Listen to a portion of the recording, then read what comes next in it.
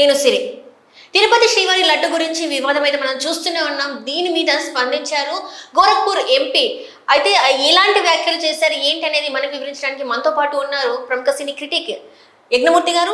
నమస్కారం సార్. నమస్తే సిరి. సార్, ఇప్పుడు చూస్తుంటే శ్రీవారి లడ్డు వివాదం అయితే మనం చూస్తున్నాం. దాంట్లో అంటే ఆ లడ్డూలో కల్తీ జరగడం, ఆ నెయ్యిలో ఏదైతే ఉందో దాని గురించి అయితే వివాదాస్పదమైంది. చాలా మంది మాట్లాడుతూనే ఉన్నారు. అయితే ఇక్కడ ఏమైతే అంటే గోరఖ్పూర్ ఎంపీ ఏవైతే మాట్లాడారో ఆ మాటలు మాత్రం కొన్ని కీలకంగా అయినాయి. కొంచెం అంటే తిరుపతికి మనం ఎలా వెళ్తాం అనేది కాకుండా ఈసారి తను ఎలా వెళ్ళాలి అనేది కూడా తను చెప్పడం జరిగింది. సో దాని మీద మీ స్పందన ఏంటి సార్?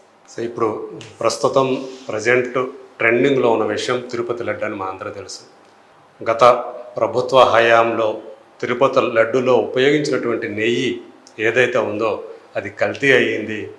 అది నిజానికి నెయ్యి కాదు, దాంట్లో జంతువుల కొవ్వుని అందులో ఆ అవశేషాలు ఉన్నాయి, జంతువుల కొవ్వు కూడా ఉంది అందులో అని చెప్పేసి ఏదైతే ల్యాబ్ రిపోర్ట్ వచ్చిందని చెప్పేసి కేంద్ర ప్రభుత్వ అధీనంలో ఉన్నటువంటి ల్యాబ్ రిపోర్ట్ ఏదైతే వచ్చిందో అప్పటి నుంచి అంటే చంద్రబాబు నాయుడు గారు దాని గురించినటువంటి ప్రకటన చేసినప్పటి నుంచి అది విపరీతమైనటువంటి చర్చ నడుస్తూ ఉంది.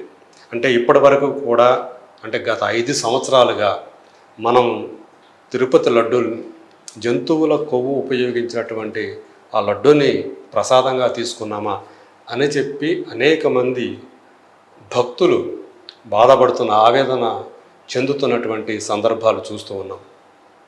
అయితే దీనికి రాజకీయ ఒక ముఖ్యమంత్రి ప్రకటన చేయటం వల్ల దీనికి అవతల పార్టీ వాళ్ళు అంటే వైసీపీ వాళ్ళు దీనికి రాజకీయ రంగు పొలమాలను చూస్తున్నారు. కానీ నిజానికి సో ఇది ఒక తీవ్రమైనటువంటి అంటే గ్రహణీయమైనటువంటి ఆక్షేపణీయమైనటువంటి ఒక చర్య గత ప్రభుత్వం ఏదైతే చేశారో. అంటే ఎవరైతే దీనికి బాధ్యులో అప్పుడు దానికి చైర్మన్గా ఉన్న టీటీడీ చైర్మన్ ఉన్నటువంటి వైవి సుబ్బారెడ్డి గారు బాధ్యులా, లేకపోతే ఈఓగా ఉన్నటువంటి ధర్మారెడ్డి గారు బాధ్యులా, ఇదంతా కూడా ఇప్పుడు ఏదైతే రాష్ట్ర ప్రభుత్వం ఏర్పాటు చేసిందో ఒక సిట్ బృందాన్ని వాళ్ళు వాళ్ళ విచారణలో తేలాల్సినటువంటి విషయాలు.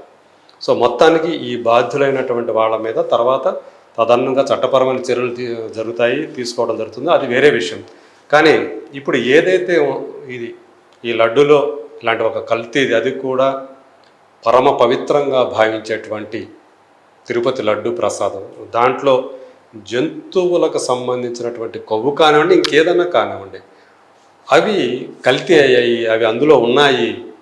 సో స్వచ్ఛమైన నెయ్యిని కాకుండా ఇలాంటి జంతువుల కొవ్వుకు సంబంధించిన కొవ్వుని కూడా అందులో ఉంది అనే విషయం చాలా తీవ్రమైనటువంటి విషయం. అందుగురించే పవన్ కళ్యాణ్ గారు కానివ్వండి, ఉప ముఖ్యమంత్రి హోదాలో ఆయన చేసినటువంటి వ్యాఖ్యలు ఏవైతే ఉండేవో మొదట ఆయన తన ఎక్స్ ఖాతా ద్వారా దాని మీద తన అభిప్రాయాన్ని వ్యక్తం చేశారు. అంటే లడ్డు అనేది కేవలం ఇది ప్రసాదం కాదు, చాలామంది అంటే భక్తులకు సంబంధించి తిరుమల తిరుపతి వెంకటేశ్వరుడు అంటే ప్రత్యక్ష దైవంగా చెప్తూ ఉంటారు. కోట్లాది మంది హిందువులకి ఆరాధ్య దేవుడు. అందుగురించే దేశంలోనే వెంకటేశ్వర స్వామికి అత్యంత పవిత్రమైనదిగా, అట్లాగే అత్యంత ఆదరణీయమైనదిగా కీర్తి గడించింది తిరుమల తిరుపతి దేవస్థానం. సో ప్రతిరోజు దాని వచ్చే హుండీలో వచ్చే ఆదాయం చూసుకున్నా కానీ కనీసం 3 కోట్ల రూపాయల దాకా ఉంటుందంటే సో ఏ స్థాయిలో భక్తులు దాని మీద ఆ నమ్మకం పెడతారో మనం అర్థం చేసుకోవాల్సిందే. కేవలం తెలుగువారు మాత్రమే కాకుండా, తెలుగు రాష్ట్రంలో తిరుపతిలో ఉన్నదని తెలుగువారు మాత్రమే కాకుండా దేశవ్యాప్తంగానే కాకుండా విదేశాల నుంచి కూడా హిందువులు అనేవాళ్ళు అక్కడికి వచ్చి దేవుణ్ణి వెంకటేశ్వర స్వామిని దర్శించుకొని వెళుతూ ఉంటారు, ఒక నమ్మకంతో వెళుతూ ఉంటారు.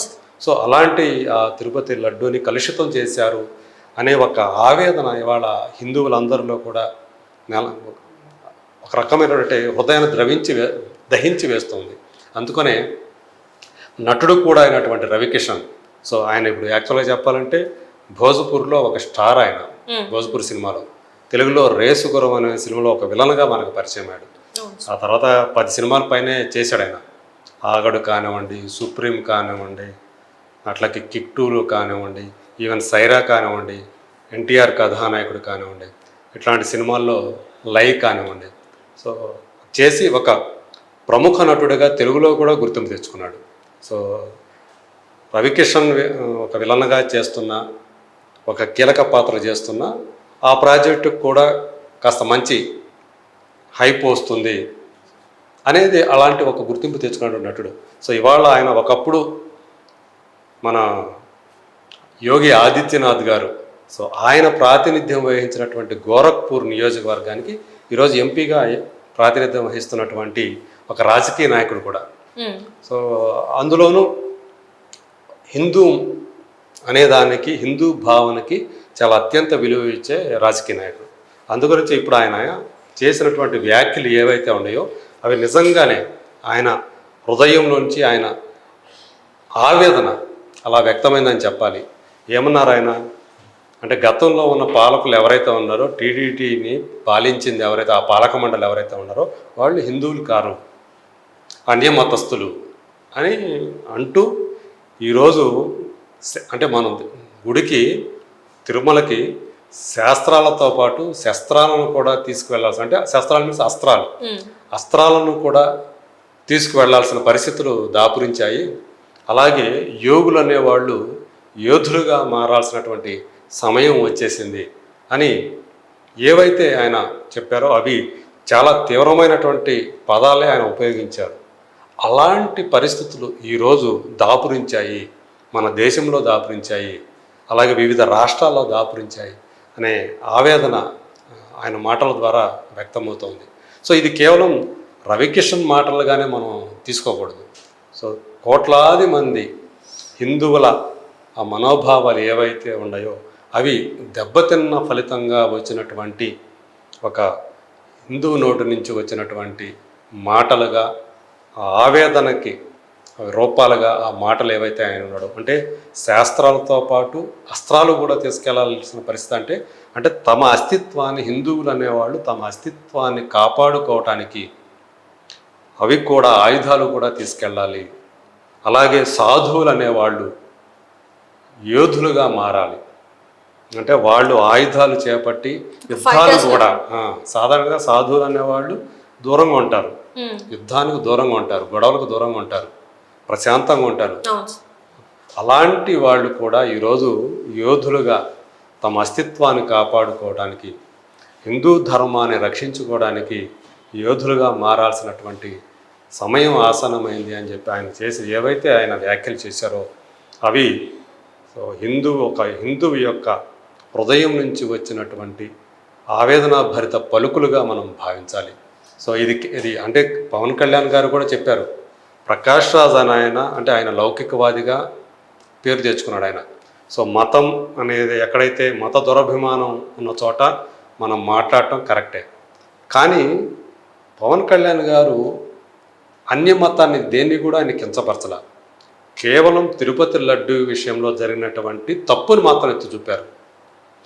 తిరుపతి లడ్డూని పరమ పవిత్రంగా భావించే హిందువుల మనోభావాలు దెబ్బతీశారు అక్కడ అని చెప్పారు. అది అక్కడ ఆయన ఎవరిని కించపరచలేదు, వేరే వాళ్ళని ఎవరిని కించపరల, మతాన్ని కించపరచల.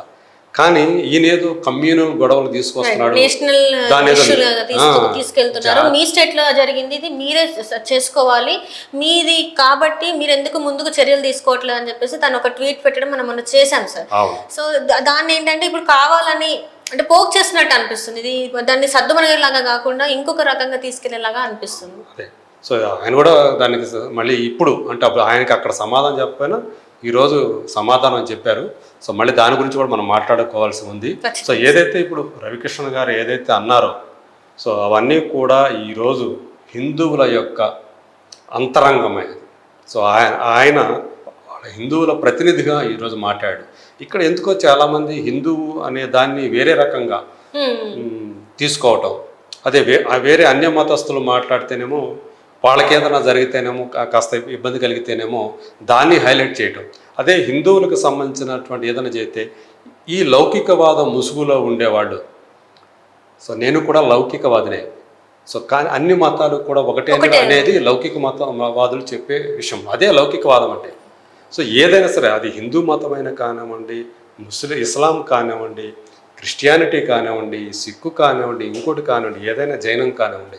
సో వాళ్ళ మత విశ్వాసాలకి భంగం కలిగించేటువంటి ఏ పని జరిగినా దాన్ని లౌకికవాదులు, కేవలం ఆ మతస్థులే కాదు, లౌకికవాదులు అక్కడ కూడా ఆక్షేపణ తెలియజేయాలి. ఇక్కడ తప్పు జరిగింది, వీళ్ళు తప్పు చేస్తున్నారు అనే విషయం వాళ్ళు అక్కడ మాట్లాడాలి రైట్ రైట్ అనే విషయంలో వాళ్ళు ఆ స్టాండ్ను తీసుకోవాలి. అంతేగాని మిగతా మతస్థులకి మాత్రం ఏదైనా ఇబ్బందిగా జరిగితే అక్కడ మాత్రం లౌకికవాదం వాళ్ళకు గుర్తుకొచ్చి హిందూ మతానికి సంబంధించినటువంటి అంశాల దగ్గరికి వచ్చేటప్పటికి అక్కడ వీళ్ళు మనం లౌకికవాదం ఇది కరెక్ట్ కాదు అన్నట్లుగా మాట్లాడటం, ఇక్కడేం జరగలేదు, దీన్ని హైలైట్ చేయకూడదు అనే ధోరణిలో మాట్లాడటాన్ని నేను ఖచ్చితంగా ఆక్షేపిస్తాను. Right sir, right. Thank you so much sir. Thank you.